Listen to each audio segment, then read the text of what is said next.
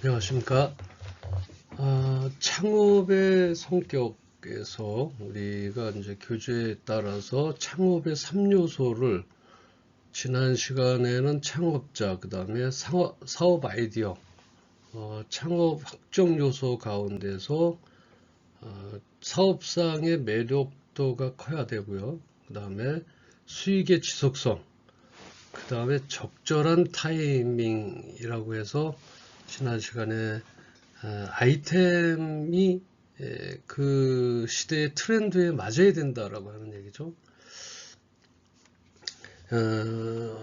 그 나라마다 어떤 GDP에 따른 문화적인 습성과 그리고 생활적인 여러 가지 그 변화, 습성에 대해서 어떤 아이템은 먼저 들어가서 성공한 케이스가 있는가 하면 또 어떤 아이템들은 너무 빨리 들어와서 실패하는 그런 경우가 많이 있습니다. 그래서 적절한 타이밍을 가져야 된다. 그 나라와 예를 들어서 벤치마킹을 할 때에 그 벤치마킹에 맞는 그 요소들 중에는 그 나라의 관습과 그 다음에 습관 또 어떤 문화의 흐름 이러한 것들을 잘 파악을 해야 된다 이렇게 제가 말씀을 드렸습니다. 그래서 적절한 타이밍은 우리가 꼭 갖출 수 있도록 해야 되고요. 그 다음에 새로운 가치를 창출할 수 있는 제품이나 서비스의 제공 능력을 보유해야 된다. 새로운 가치를 창출할 수 있어야 됩니다. 그냥 어떤 그 물건에 대해서 그 시장을 그대로 베껴와서 우리나라에 그냥 복사하는 식으로 해서의 제품들은 안 된다라는 얘기죠. 어떤 이 제품을 통해서 우리에게 새로운 생활에 대한 가치를 창출한다든지 우리가 욕구하는 그 희망하고자 하는 곳에 그 가치를 창출해야 된다라고 하는 것입니다. 그 다음에 세 번째로는 이제 창업자금인데요. 창업자금은 늘 이제 그 창업자금으로 인해서 설왕설래가 되는 경우가 있습니다. 처음에 이제 한 두세 가지 종류로 이제 나누어지죠. 순수한 100% 내 자금, 내 자본, 그 다음에 두 번째로는 타인 자본이 약 한 50%, 내 자본이 한 50% 이렇게 해서 반반으로 나가는 그러한 자본, 창업 자금이 있고요. 그게 아니라 전부 남의 타인 자본을 통해서 나가려고 하는 것도 있습니다. 물론 그것이 나쁘다, 뭐 그것으로 인해서 실패한다라고 단정 지을 수는 없습니다. 그러나 불안정한 요소를 지니고 창업을 하는 경우도 있다. 이렇게 타인 자본이 뭐 한 80%, 90%, 내 자본이 뭐 10% 정도 이렇게 들어가는 불안정한 창업은 있을 수 있으나 그것을 가지고 실패에 뭐 단위로 친다든지 그럴 수는 없죠. 지렛대 원리를 사용해서 경제에도 그 지렛대 원리를 이용한 투자가 있습니다. 레버리지라고 얘기하는데요. 그런 내 자본으로 해서 뭐 어떤 10원의 효과를 놔두고 타인 자본을 통해서 뭐 3, 40원의 그 레버리지를 사용할 수 있는 그런 창업도 있기 때문인 것이죠. 그래서 그 창업자가 의도하는 기업을 설립하고 또 사업을 수행하는데 필요한 인력이나 설비, 기술 등을 동원하는 데 소요되는 창업자본이다. 그래서 이러한 곳에 자본이 들어가는데 그 자본 조달은 이제 아까 제가 말씀드린 대략 세 가지 정도의 자본을 통로를 통해서 자본을 확보한다. 그래서 그러한 부분들이 있는데 예를 들어서 이제 실패를 한다라고 했었을 때는 그 데미지가 각각 다 다르게 되겠죠. 그죠? 자기 자본으로 창업을 했을 때하고 타인 자본이 너무 많은 포션을 차지했을 때하고는 후폭풍이라고 할까요? 그런 것들에 많은 차이가 있을 것입니다. 그래서 또 그리고 어떤 자본에 대한 여력은 이런 사업장을 마련한다든지 생산 설비를 도입한다든지 원재료 조달을 한다든지 기술 개발과 판매망을 위한 구축 자본 이러한 것들이 있는데 여러분들 그 39세 미만을 우리나라에서는 청년 창업가라고 얘기합니다. 39세 미만 그다음에 뭐 40세에서 그 이상을 뭐 시니어 이렇게 구분을 하고 있기는 한데 이런 그 청년 창업자들에게는 뭐 정부에서 약 5천만 원 정도의 자금을 지원해주는 보조하는 것이 아니라 그 상환하는 그런 자금을 정부에서는 이제 청년들에게 구축 자금으로 이제 지원을 하고 있죠. 청년들이 매스컴을 통해서 보면 지금 현재 우리나라의 소상공인들이 아주 뭐 정말 죽을 지경입니다. 그 지역마다 그 데이터를 잡고 발표하는 내용을 봤습니다만 상당히 어려운 상황에 있긴 합니다. 그러나 이제 우리가 어떤 사업 아이디어의 창업 확정 요소를 통한 아이디어를 통해서 어떤 창업이 되는 것에 있어서는 정부에서는 아직도 많은 그 어떤 도움으로서 나가고는 있습니다. 그러나 일반 창업들이 있잖아요. 아이디어 창업이 아닌 일반 창업들, 요식업이라든지 서비스업이라든지 도소매, 기타 그냥 일반 어떤 공산품에 대한 어떤 그 도소매 유통에 대해서는 정말 블루오션이다 이렇게 시장은 점쳐지고 있습니다. 오늘 뉴스가요. 미국의 그 연방의 그 파월 의장이 금리를 많이 인하하겠다 이렇게 발표를 했습니다.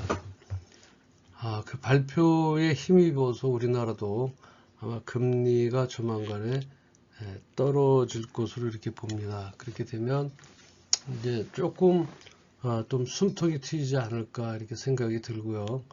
어떤 부동산 경기도 금리가 내리면서 조금 살아남지 않을까 하는 것이 이제 제 개인적인 생각입니다. 여러 가지 자료나 데이터를 같이 이렇게 종합해서 본다면 그러한 상황이긴 합니다. 그래서 현재 정부에서는 39세 미만의 청년 창업가들을 많이 지원을 해주고 있죠. 만약에 그 청년 창업가들이 자꾸 창업을 하지도 않고 취업이 되지 않는 상황이라면 경기의 그 악순환은 더 지속될 것으로 이렇게 저도 전망을 하고 있습니다. 자, 우리가 이런 이제 창업자들이 이제 그 다음에 이제 네 번째 작업 볼까요? 나에게 적합한 업종을 선택해야 된다. 제가 말씀드렸듯이 내가 잘 모르는 것. 비근한 예로요. 제가 아는 지인은 자장면집을 좀 크게 하려고 주방장을 섭외를 해서 자장면집을 개업을 했습니다. 그 동네에서는 그나마 그래도 제일 버금가는 그런 중국집으로 변모돼서 참 다행이다 이렇게 생각을 했는데 얼마 지나지 않아서 주방장이 속을 새긴다 그래요. 늦게 끝나면 또 밤새 술을 먹고 아침에 어떤 그 주방에 대한 준비를 해야 되는데 술 먹고 일어나지를 못한다든지 무단 결근을 한다든지 해서 그 자장면집이 매우 곤란했었던 그 우리 지인이 하는.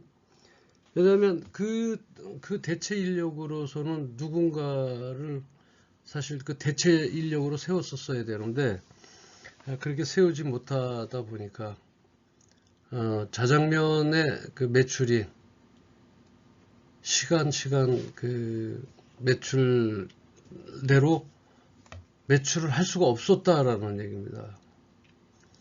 흉내는 낼 수 있겠지만 맛은 똑같이 할 수가 없어서 정말 많은 그 시련 끝에 그 주방장을 내보내고 또 새로운 주방장을 들여서 했으나 또 이 사람은 술 외에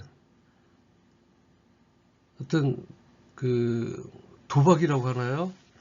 도박에 미쳐서 또 밤을 새도록 해서 영업에 지장을 줘서 거기에 대체 인력을 찾지, 대체제라고 그러죠 우리가.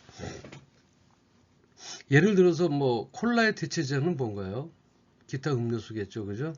뭐 사이다, 그 스프레이러라고 하죠, 그죠? 사이다라든지 또 뭐 여러 가지 뭐 판타도 있을 거고 그런 어떤 그 탄산 음료가 그 대체제가 될 수 있겠죠.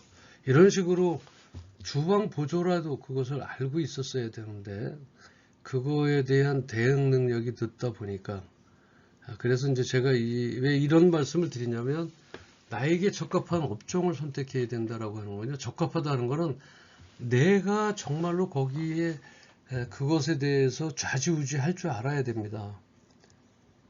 그렇지 않고서는 창업에 있어서 진입장벽이 낮은 것들, 특히 요식업들은 진입장벽이 낮지 않습니까?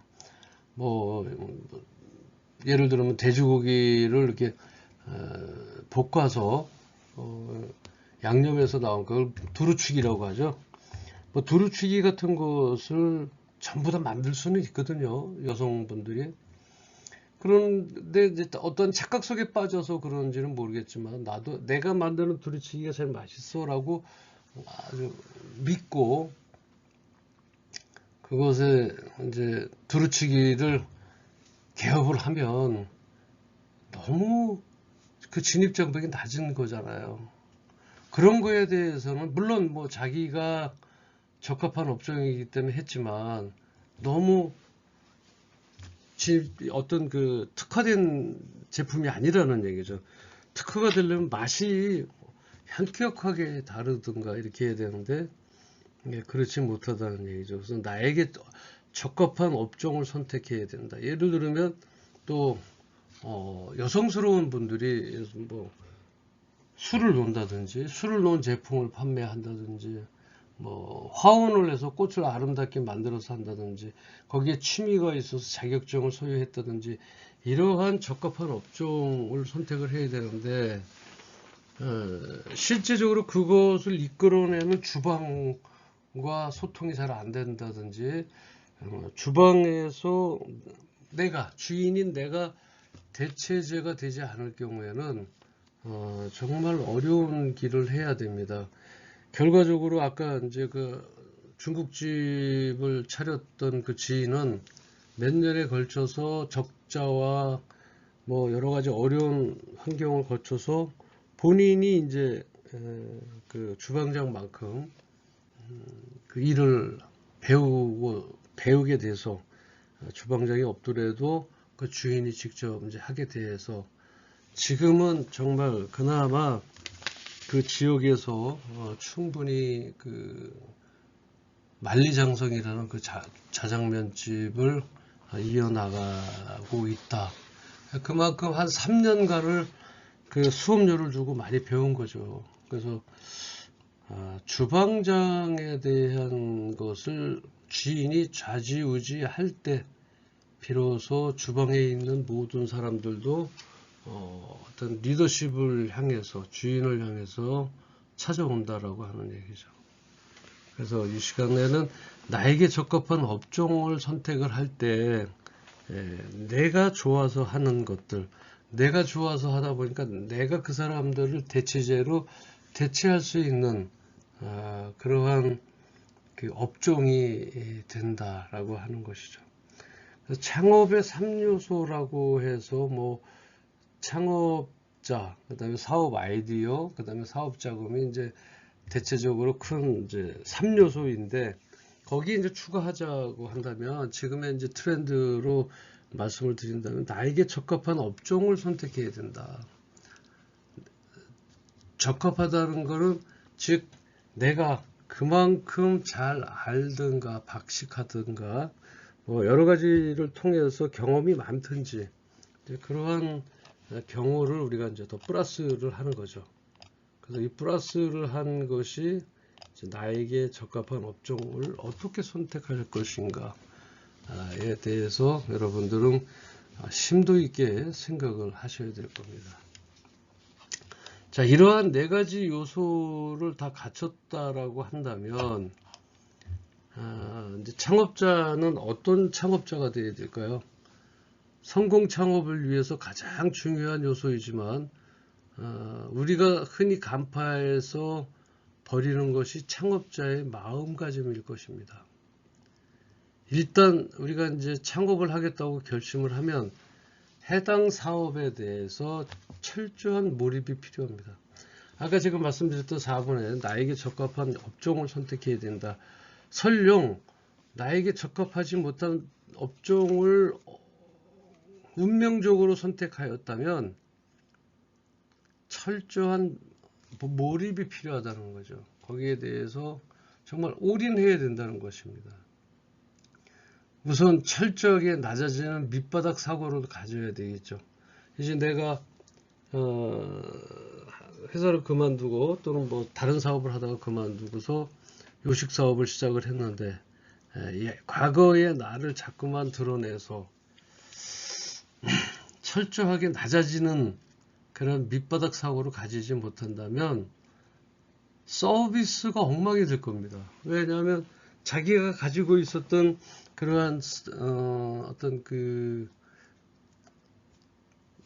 항상 예절을 받는 그러한 시점에서 이제 내가 섬겨야 되는 그런 시점을 가지다 보니까 거기에서 이제 충돌이 일어나게 되죠. 그래서 우선 철저하게 낮아지는 밑바닥 사고를 가져야 됩니다. 이런 사람 창업자가, 그래서 제가 지금 창업을 얘기하지만 이 3요소를 갖추고더라도 이러한 창업자가, 다시 이런 창업자가 어떻게 된다고요? 반드시 성공한다는 얘기죠. 반드시.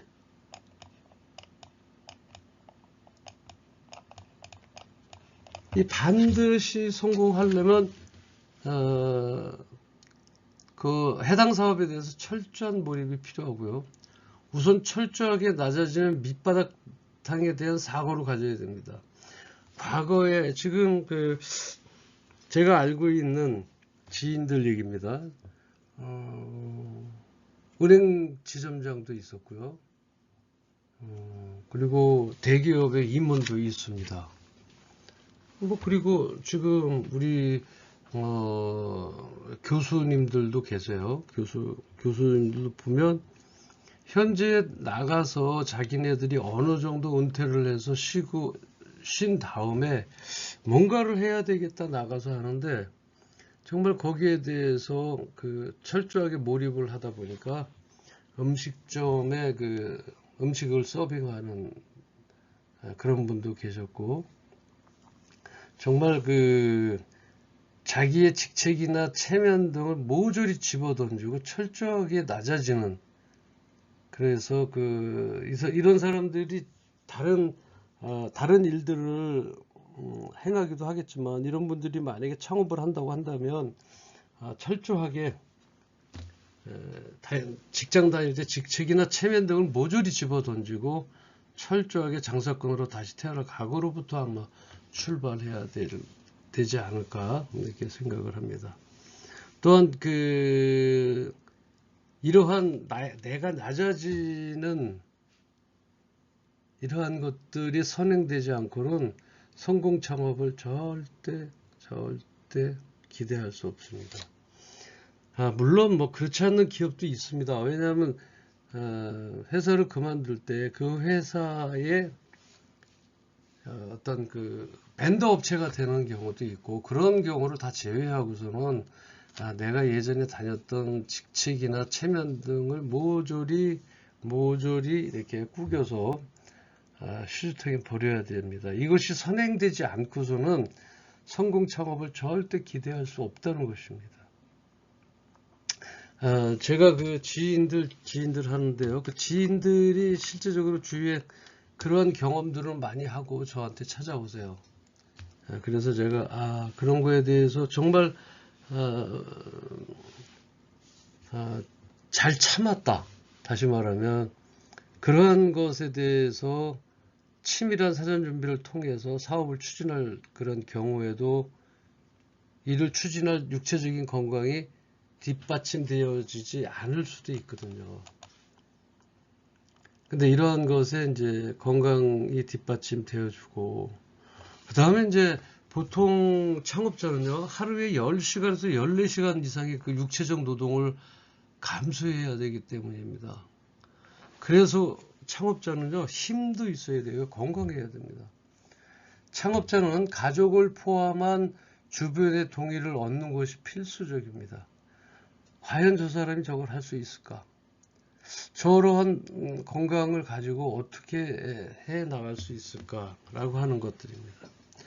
예를 들어서 특히 여성 창업의 경우 남편이나 가족의 동의를 얻어 가사나 어떤 육아를 전담해 줄 사람을 정한 후에 창업에 도전해야 된다라고 하는 것이죠. 그렇지 않으면 이제 아이는 부부가 같이 키웁니다. 저희 시대에서는 상상할 수 없었던 일들이죠. 근데 지금은 뭐 더 많은 것들을 이제 그 창업의 조건으로서 이제 다 들어간다라고 하는 것입니다. 그래서 창업자는 가족을 포함한 주변의 동의를 얻는 것이 필수적이고, 특히 여성 창업자의 경우는 남편이나 가족의 동의를 얻어야 됩니다. 그래서 가사나 육아에 전담해 줄 사람도 같이 협조를 하든지 정한 후에 창업에 도전해야 된다라고 하는 것이죠. 창업 자금은 이제 우리가 아까 말씀드렸던 대로 소자본으로도 성공할 수 있어야 되는데, 창업을 위해서는 자금의 운영이 대단히 중요합니다. 자금의 운영을 위한다면 우리가 이런 본보기로서도 어떤 연예인들의 어떤 특정한 분들 어떤 자금을 운영을 해주는 것을 굳게 믿었지만, 뭐 횡령을 통해서 그런 돈을 소실했거나 그런 것들이 있습니다. 그래서 초기 자본을 최소화하는 것이 제일 좋고요. 그 다음에 사업 개업 준비 자금이라든지 고정 자금, 그 다음에 운전 자금 등으로 구분해서 예산을 집행해야 합니다. 총 자금의 20% 정도는 반드시 예비비로 남겨둬야 됩니다. 근데 이 보통의 사람들은 이 예비비를 보통 뭐 3일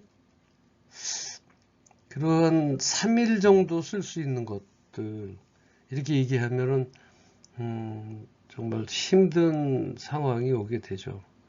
그래서 그 사업 개업 준비 자금이라든지 고정 자금, 운전 자금 등으로 구분해서 예산을 집행해야 하고, 또 총 자금의 20% 정도는 반드시 예비비로 나눠 줘야 합니다. 타인의 그 자금을 차입해서 사업할 경우에도 차입금 비율이 총 비용 대비 약 30% 이내를 유지해야 됩니다. 뭐 아까 초기에도 제가 말씀을 드렸지만 차입금의 비율이 뭐 예를 들어서 40%가 된다든지 이러면 많이 후덜리게 되죠. 그래서 그러한 그 차입금의 비율을 총 비용 대비 약 30% 이내를 유지해야 됩니다. 경험이 없는 그 사업 초보자인 경우에는 5천만 원 이하의 범위 내에서 사업 아이템을 선정하는 것이 좋고요. 또 한두 차례의 사업 경험이 있는 창업 예비자의 경우에는 뭐 한 1억 원 정도 이내에서 사업 아이템을 선정해서 시작하는 것이 바람직하다, 이렇게 얘기를 할 수가 있습니다. 잠시 쉬었다가 다시 또 시작하겠습니다.